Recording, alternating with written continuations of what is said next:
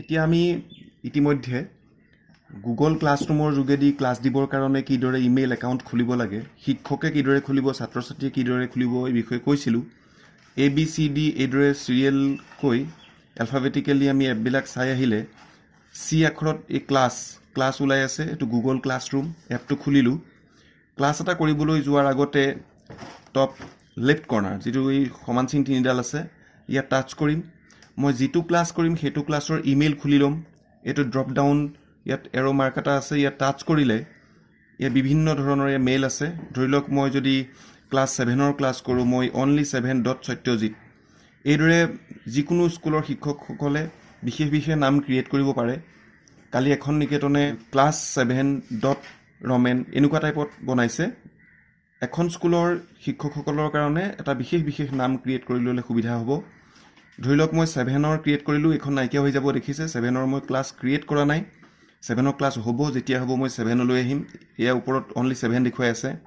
এতিয়া মই ক্লাছ 10ৰ কাৰণে ষ্টুডেণ্ট এড কৰি আছোঁ, ইয়াত টাচ কৰিলোঁ।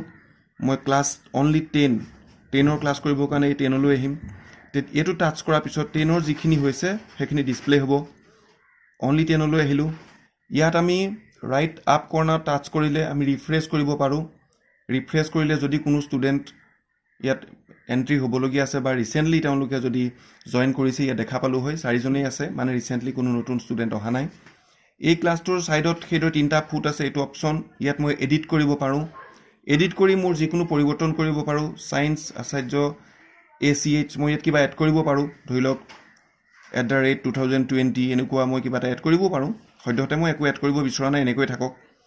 10B ছেকশ্যন অনলাইন ইয়াত মই যিকোনো চেঞ্জ কৰিব পাৰোঁ। ছায়েন্স প্ৰয়োজন হ'লে ধৰি লওক মই Chapter 1 CH চাপ্টাৰ লিখি দিছোঁ, Chapter 1 এনেকুৱাও হ'ব পাৰে। মই ইয়াত ছেভ কৰিব লাগিব। এইদৰে ইয়ালৈ সেই ক্লাছটো এডিট কৰিব পাৰে। যেতিয়া মই আৰু নতুন ক্লাছ ক্ৰিয়েট কৰিম, এই প্লাছ চিনডালত টাচ কৰিলে জইন ক্লাছ, ক্ৰিয়েট ক্লাছ আছে। ধৰি লওক মই এটা নতুন ক্লাছ ক্ৰিয়েট কৰিছোঁ। নতুন ক্লাছ ক্ৰিয়েট কৰোঁতে কৈছে ক্লাছৰুম এপটো স্কুলত ব্যৱহাৰ কৰিছে নেকি। স্কুলত যদি ব্যৱহাৰ কৰে G Suite ইউজ কৰিব লাগিব।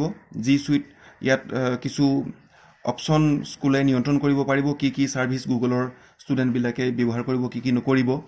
তেতিয়া মই এইখিনি পঢ়িলোঁ বুলি I have read এই বক্সটোত যদি মই টাচ কৰি দিওঁ, তেতিয়া ইয়াত কণ্টিনিউ কৰিব পৰা হ'ম। কণ্টিনিউ কৰিলে মই এটা নতুন ক্লাছ ক্ৰিয়েট কৰিব পাৰিম। ধৰি ল'লোঁ মই ছায়েন্সৰ কাৰণে মই ছায়েন্স বুলি লিখিছোঁ। ছায়েন্সৰে মই এটা ক্লাছ ক্ৰিয়েট কৰিছোঁ। ছেকশ্যন 10Bৰ কাৰণে মই 10B লিখিছোঁ। ৰুম অনলাইনতে থাকক, অনলাইন বুলি মই লিখিছোঁ। যিকোনো নাম দিব পাৰিব। ৰুম কোনোবাই চাণক্য, শংকৰদেৱ, মাধৱদেৱ হ'ব পাৰে। ছাবজেক্ট এইবাৰ মই ছায়েন্স, এইবাৰ চাপ্টাৰ আগতে 1 ক্ৰিয়েট কৰা আছিলে, এইবাৰ মই Chapter 2 কৰিব পাৰোঁ। Chapter 2 এইদৰে মই ক্লাছ ক্ৰিয়েট কৰিব পাৰোঁ। ইয়াত ক্ৰিয়েট অপশ্যন আহিছে, ৰাইট আপ কৰ্নাৰত ক্ৰিয়েট কৰিলোঁ। আগতে এটা ক্লাছ মোৰ ক্ৰিয়েট হৈ আছিল, এতিয়া 2 নম্বৰ এটা ক্লাছ ক্ৰিয়েট হৈ আছে। এইটো এটা নতুন ক্লাছ হৈ পৰিলে। গতিকে ছায়েন্স 10 মই ইয়াত এইবাৰ মই লেফ্ট আপ কৰ্নাৰত মই ক্লাছেছ যদি টাচ কৰোঁ, তেতিয়া চাওক 2টা ক্লাছ, গোটেই ক্লাছখিনি ওলাইছে। এতিয়া মই যিটো টাচ কৰোঁ, এইদৰে মই বহুত ক্লাছ ক্ৰিয়েট কৰিম। বিজ্ঞানত 16টা চেপ্টাৰ আছে, 16টা ক্লাছ হ'ব। সদ্যহতে মই যদি Chapter 1 এই Chapter 2 0 ষ্টুডেণ্টছ, Chapter 1ত 4 ষ্টুডেণ্টছ, ইয়াতো মই ষ্টুডেণ্ট এড কৰিব লাগিব। ধৰি লওক দ্বিতীয় চেপ্টাৰটো পঢ়াবলৈ কোন চেপ্টাৰ আহিব, ষ্টুডেণ্টছ আহিব, ইয়াত মই টাচ কৰিম। ইয়াত মই ইয়াত মই ষ্টুডেণ্ট এড কৰিব লাগিব। ইয়াত ষ্টুডেণ্টছত এই টিচাৰ্ছৰ কাষত থকা এইদৰে এটা প্ৰফাইল এটা চিম্বল আছে, প্লাছ চিম্বল আছে, ইয়াত টাচ কৰি মই টিচাৰ এড কৰিব পাৰিম। ইমেইল দি মই এড কৰিব লাগিব। মই ষ্টুডেণ্টছৰ কাৰণেও মই ইয়াত ষ্টুডেণ্টছ এড কৰিব লাগিব। ষ্টুডেণ্টছ এড কৰিবৰ কাৰণে ইয়াত নাম বা ইমেইল আমি এটা কৌশল কৰিছোঁ, যাতে ছাত্ৰ ছাত্ৰীসকলৰ নাম যাতে আমি ফটকৰে মনত আনিব পাৰোঁ। নামটো পায়েই যাতে তেওঁলোকৰ ইমেইল ইয়াত আমি এণ্ট্ৰি কৰিব পাৰোঁ, ক'তো যাতে লিখিবলগীয়া নহয়, তাৰ কাৰণে কৌশল এটা কৰিছোঁ। 10Bৰ কাৰণে আমি 10B বুলি লিখোঁ। ষ্টুডেণ্টবিলাকে এই ধৰণে ইমেইল ক্ৰিয়েট কৰিছে। 10Bৰ ইমৰান নামৰ ছাত্ৰ এজন আছে, 10B ইমৰান, তেওঁৰ ৰোল নাম্বাৰ 22। শংকৰদেৱ শিশু নিকেতন বেলতলা SSNB 2020 বেটছৰ 20 @ gmail.com সকলোৰে একে। আমি যদি এইদৰে লিখোঁ, এইটো দেখা পাইছে 10B ইমৰান 22 SSNB 20 @ gmail.com। ছাত্ৰজনে এইদৰে ইমেইল ক্ৰিয়েট কৰিছে। প্ৰতি ষ্টুডেণ্টৰ মাজত নামটো চেঞ্জ হ'ব 10B চেম থাকিব ধৰি লওক আমাৰ ৰোল নম্বৰ 1 কাবেৰী ইয়াত 10B কাবেৰী 01 SSNB 20 বাকি একে থাকিব এওক মই ইনভাইট কৰিম তেওঁলোক ইনভাইটেশ্যন যাব তেওঁ যেতিয়া জয়েন কৰিব মোৰ ক্লাছটোত ষ্টুডেণ্ট হিচাপে দেখা পাম কাবেৰী মই এড কৰি চাইছোঁ ইয়াত মই সেম 10B এইদৰে ইউনিফৰ্ম যদি ইমেইল হয় আমি কষ্ট নকৰাকৈ আমি ইমেইলখিনি ইচ্ছামতে লিখিব পাৰিম মুখস্থ কৰাৰ সমস্যা নাথাকে লিখি লৈ লিখাৰ সমস্যা নাথাকে কাবেৰী ৰোল নম্বৰ 01 তাৰ লগত থাকিব শংকৰদেৱ শিশু নিকেতন বেলতলা বেচ 20@gmail.com লিখিলোঁ না ওলাই গৈছে টাচ কৰিছোঁ এইদৰে আমি ইয়াত গোটেই ইমেইল একেলগে লিখি লৈ ইনভাইট কৰিব পাৰিম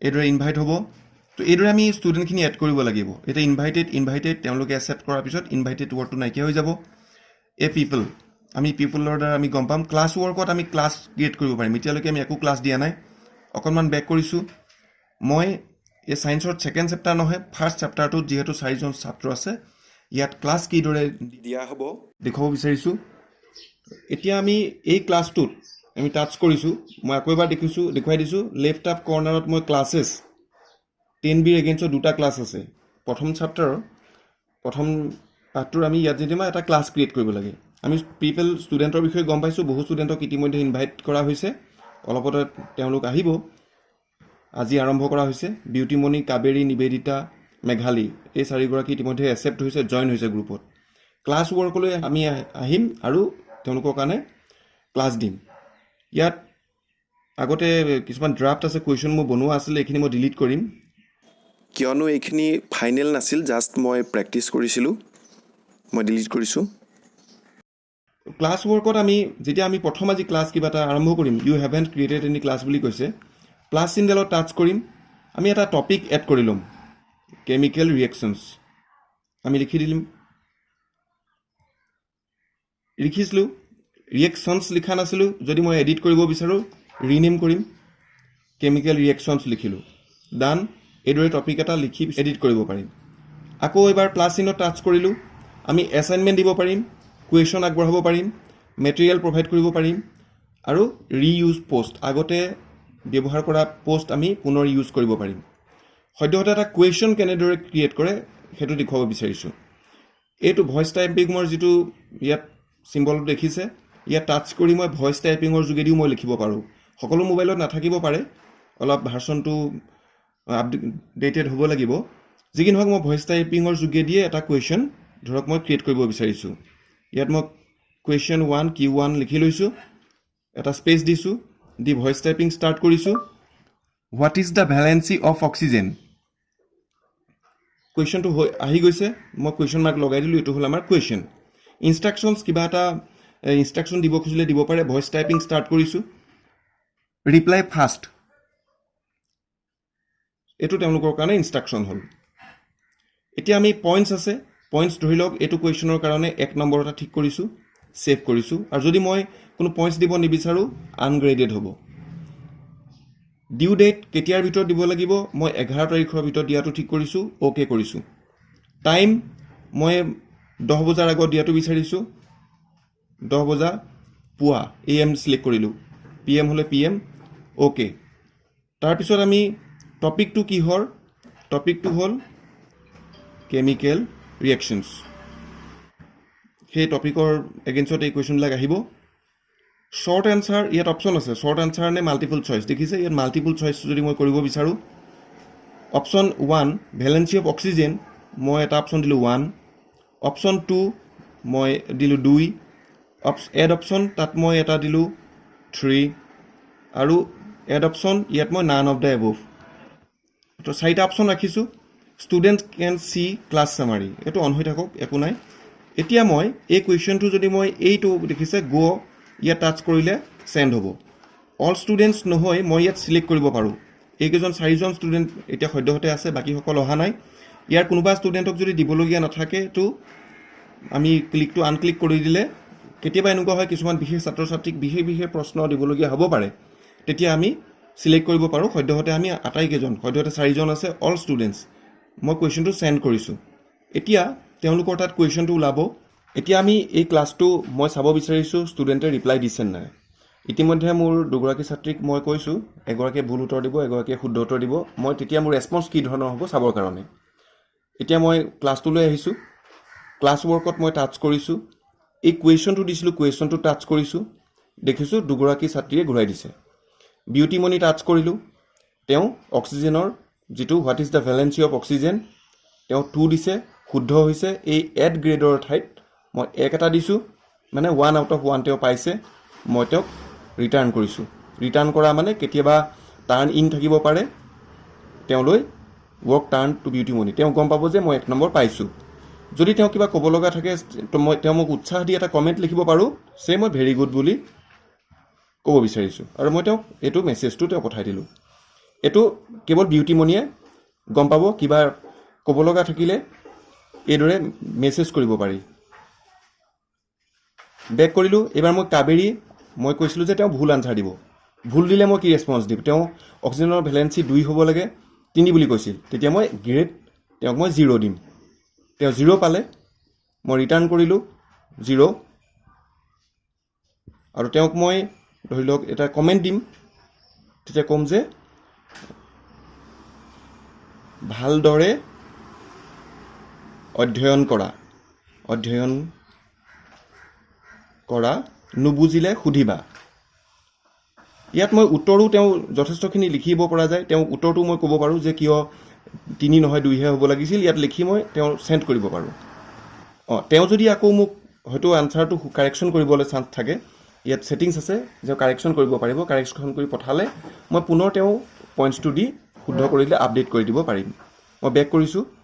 তো এতিয়া আমি দেখুৱাইছিলোঁ যে ক্লাছ ৱৰ্কলৈ গৈ এই প্লাছ চিম্বলটো টাচ কৰি কুৱেশ্যনত টাচ কৰি আমি কুৱেশ্যন ক্ৰিয়েট কৰিছিলোঁ। মই এইবাৰ একো বিশেষ কুৱেশ্যন ক্ৰিয়েট নকৰোঁ, এনেই মই ক বুলি লিখিছোঁ। ইয়াত মই খ লিখিছোঁ। পইণ্টছ 100 নহয়, মই ধৰি লওক 2 পইণ্টছ এটা ৰাখিছোঁ, ছেভ কৰিছোঁ। ডিউ ডেট মই 11 তাৰিখৰ ভিতৰতে মই ৰাখিছোঁ। টাইম মই 12 বজা ধৰি লওক মই ঠিক কৰিছোঁ, PM। অ'কে। টপিক মই ইতিমধ্যে আগতে থকা টপিক কেমিকেল ৰিয়েকশ্যনছ, এইটো টপিকৰ ওপৰতে মই কৰিছোঁ, ছেভ কৰিছোঁ। এইবাৰ মই অপশ্যনেল নহয়, শ্বৰ্ট আনচাৰ আছে। ষ্টুডেণ্ট কেন এডিট আনচাৰ, তেওঁলোকে আনচাৰ এডিট কৰিব পাৰিব। এইটো অন কৰি দিছোঁ যাতে তেওঁলোকৰ আনচাৰটো পিছত এডিট কৰিব পাৰিব। Students can reply to each other, এইটো মই বন্ধ কৰি ৰাখিম। ইজনে সিজনক উত্তৰ দিয়া তেওঁলোক ব্যস্ত হ'ব নোৱাৰে। ইয়াত মই টপ ৰাইট কৰ্নাৰত অপশ্যনত গৈ স্কেজুৱেল কৰিছোঁ। এইটো কেতিয়া, এইটো অল ষ্টুডেণ্টছ, ইয়াতো একেদৰে মই ষ্টুডেণ্টছ ছিলেক্ট কৰিব পাৰিম। এতিয়া আমাৰ এইটো অল ষ্টুডেণ্টেই থাকক। ইয়াত আমি আগতে পইণ্টছ 2ৰ কাৰণে এইটো আমি ডেট এটা ফিক্স কৰিছিলোঁ। এটা স্কেজুল কৰাৰ পিছত চাওক এইটো কেতিয়া যাব। এই কুৱেশ্যনটো মই কিমান সময়ত ইয়াৰ পৰা তেওঁৰ ছাত্ৰজনৰ ওচৰলৈ যাব এইটো মই ঠিক কৰিব পাৰোঁ। 11 তাৰিখে মই ঠিক কৰিছোঁ। অ'কে। আৰু মই টাইমটো ঠিক কৰিছোঁ। যিহেতু কুৱেশ্যনটো মই 12 বজাত মই বিচাৰিছোঁ, মই এই কুৱেশ্যনটো ইয়াৰ স্কেজুললৈ আহি, মোৰ টিপুতে এই পূৰণ চিনটো টাচ হৈছে, মই অলপ আগত টাচ কৰিব লাগিব। মই 11:59 কুৱেশ্যনটো যাব, 1 মিনিট আগত কুৱেশ্যনটো যাব। মই অ'কে কৰিলোঁ। মোৰ মোবাইল বন্ধ থাকিলেও 11:59 গুগল ক্লাছৰুমৰ পৰা সেই ক্লাছটো ছাত্ৰজনলৈ যাব। মই যদি বেক কৰোঁ দেখিব ছেভ ডিছকাৰ্ড কেঞ্চেল ওলাব। ছেভ কৰিম। এতিয়া কুৱেশ্যনটো মোৰ ইয়াতে থাকিব, ক্লাছৰুমত শ্ব' কৰি থাকিব, কিন্তু ষ্টুডেণ্টৰ তালৈ নাযায়। এই কুৱেশ্যনটো এইটো ধৰি লওক মই ক খ কিবা লিখি থোৱা আছে, কিন্তু এইদৰে মই কুৱেশ্যন ক্ৰিয়েট কৰি শ্বৰ্ট কুৱেশ্যন হওক, মাল্টিপুল কুৱেশ্যন হওক ক্ৰিয়েট কৰিব পাৰোঁ। আজি মই ক্লাছ ৱৰ্কলৈ গৈ প্লাছ চিম্বলটো টাচ কৰি কুৱেশ্যন, শ্বৰ্ট কুৱেশ্যন আৰু মাল্টিপুল কুৱেশ্যন কিদৰে ছিলেক্ট কৰিব, কিদৰে ক্ৰিয়েট কৰিব, কিদৰে চেণ্ড কৰিব, কিদৰে স্কেজুল কৰিব, এইটো বিষয়ে উল্লেখ কৰিলোঁ। পৰৱৰ্তী ভিডিঅ'ত আমি যিবিলাক ইয়াৰ ফিচাৰ্ছ আছে সেইবিলাকৰ বিষয়ে অৱগত কৰিম। ধন্যবাদ। ভিডিঅ'টো ভাল লাগিলে নিশ্চয় লাইক কৰিব, কমেণ্ট কৰিব, আৰু সকলো শিক্ষকে যাতে এই সুযোগটো গ্ৰহণ কৰি ছাত্ৰ ছাত্ৰীক অনলাইন যোগে পাঠদান কৰিব পৰা হয় তাৰ বাবে শ্বেয়াৰ কৰিব। ধন্যবাদ।